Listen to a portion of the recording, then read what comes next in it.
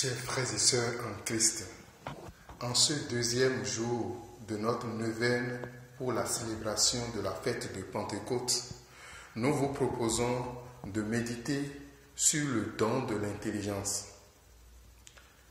Qu'est-ce que l'intelligence? Dans le premier livre des Rois, au chapitre 3, verset 9, le roi Salomon s'adressait à Dieu en ces termes. Seigneur, accorde à ton serviteur l'intelligence pour qu'il puisse bien juger ton peuple, pour discerner le bien et le mal.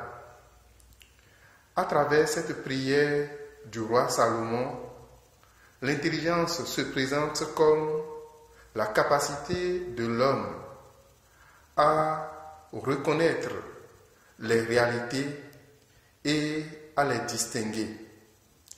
Elle est donc la force de compréhension que chaque individu possède. Nous savons que les choses ne paraissent pas toujours claires de la même manière chez tous les hommes, quels que soient nos liens de sang, quel que soit l'enseignement que nous recevons d'un même maître, nous comprenons chacun différemment.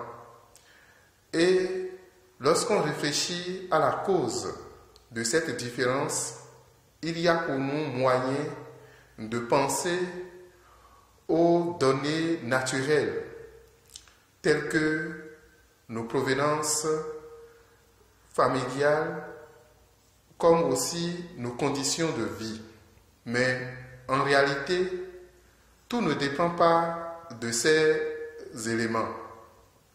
L'intelligence est un don de Dieu parce que c'est elle qui détermine l'être humain que nous sommes parmi toutes les créatures et fait de nous un être particulier.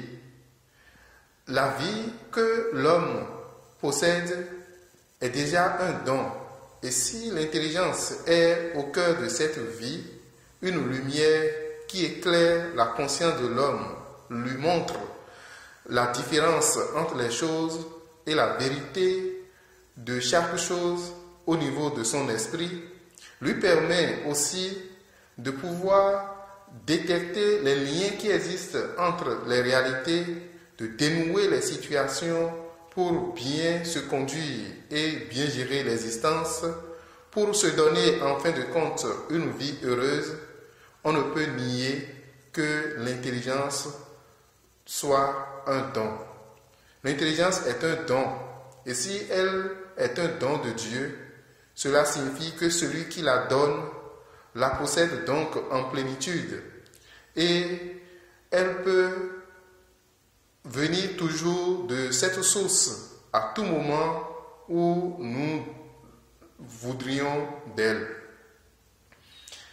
Ce qui veut dire que lorsque nous sommes dans des situations où la lumière nous fait défaut, nous avons de difficultés à comprendre les choses, nous pouvons demander à Dieu, quelle que soit notre condition biologique, quelle que soit notre situation sociale, le don de l'intelligence.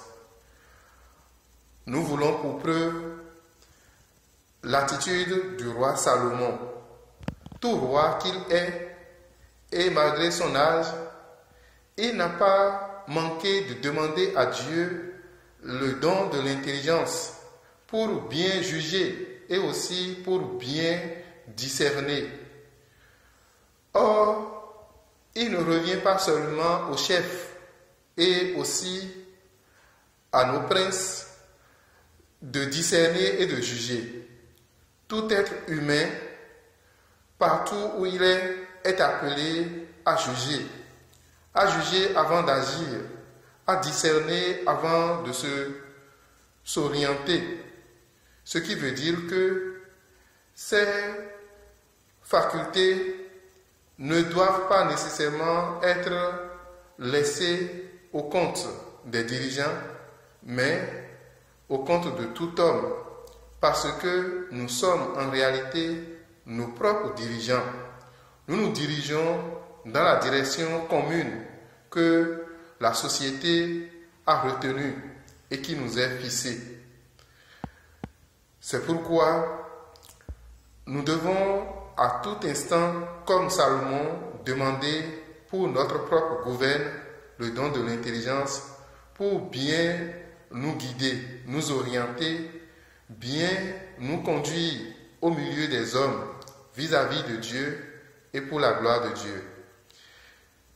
Ce qui signifie que quel que soit mon âge, quel que soit mon rang social, quelle que soit ma condition socio-économique, j'ai toujours la possibilité de recevoir de Dieu le don de l'intelligence. Son esprit peut toujours éclairer mon esprit, le nourrir, l'alimenter de sorte que il soit à même de bien saisir la valeur des choses et d'éviter de les mélanger pour végéter dans la confusion et dans les ténèbres.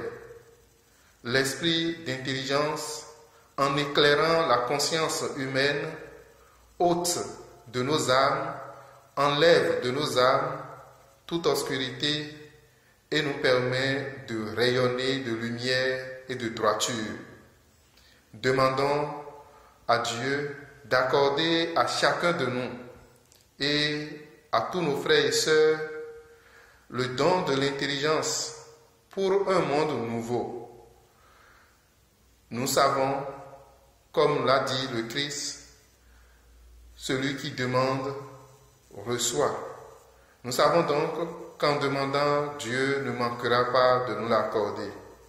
Car, comme le Christ nous l'a enseigné, si nous qui sommes des hommes, nous savons donner de bonnes choses à nos frères, combien Dieu ne donnerait l'Esprit Saint à ceux qui le lui demandent.